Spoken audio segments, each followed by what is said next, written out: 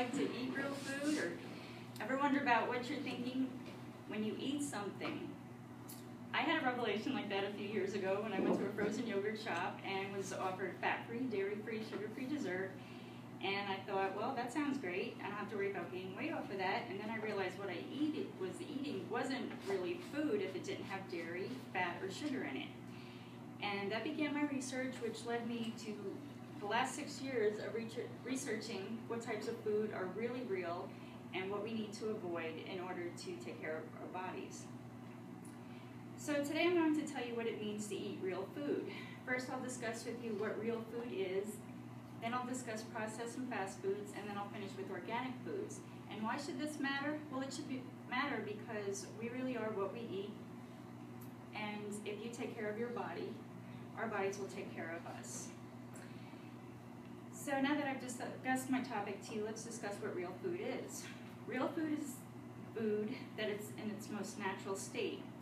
And food advocate and author Joel Salatin, who wrote, "Folks, this ain't normal, a farmer's advice for happier hens, healthier people, and a better world," said, and I quote, "This magical, marvelous food on our plate, the sustenance we absorb, has a story to tell and has a journey.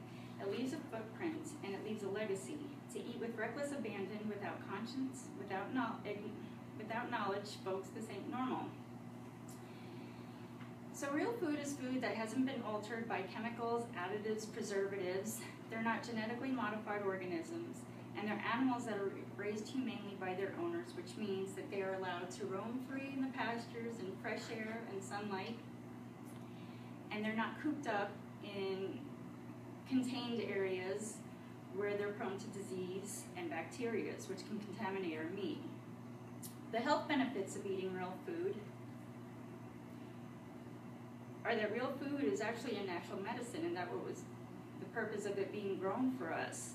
And also the benefits of it are that children develop much more better and have better grades throughout their schooling. Both highly processed and fast foods come in the form of man-made chemicals. So now I'll discuss with you fast foods and processed foods. In Margaret Floyd's book, Eat Naked, and that does not mean sitting at the dinner table eating without your clothes on, she believes that processed foods are the root of much bodily distress. So both high processed foods and fast foods are made with chemicals, additives, preservatives by scientists who alter these foods to make you think that you want to eat these. They make them taste so good you think, oh, those are delicious. And really, these are just drug-altering substances that make you think that you want to really eat this.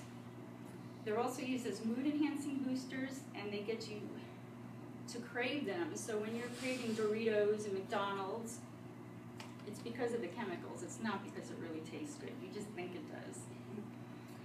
Processed and fast foods may also appear to cost less, but this is also a marketing strategy by huge food corporations to get you to continue to buy them. So if you've got a tired mom at the end of the day who doesn't want to be bothered with cooking, she'll just run to the fast food restaurant, go to the dollar menu, and buy as much as she can for dinner. And in the food documentary Ingredients, famed food enthusiast and cookbook author Alice Waters said, "You are told that food should be cheap. You have to understand we have been educated by a fast food system that tells us cooking is drudgery. It's easier to go out and buy fast food." So now that I've talked to you about processed and fast foods, let's talk about organic foods. And I know personally how expensive organic food can be, but shopping at the farmer's market is also another option. In Michael Pollan's book, In Defense of Food, he makes a point that even if you purchase produce from your local farmer that use some pesticides, the food that may have so much more nutritional value than even organic produce that comes shipped from far away.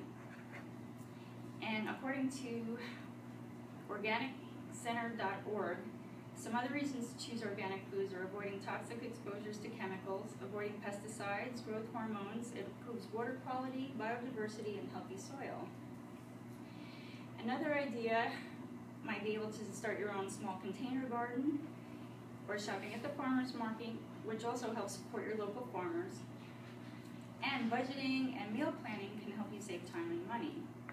And there's also a great website for families called 100 Days of Real Food by a mom named Lisa Lee, who decided that she was going to forget all processed foods and feed her kids and family nothing but real foods. So if that was something you'd be interested in, you can go to that website. So today I told you what it means to eat real food. I explained to you the definition of real food, the dangers of processing fast foods, and finally organic foods. So the next time you're hungry, are you going to make better choices about what you put in your body?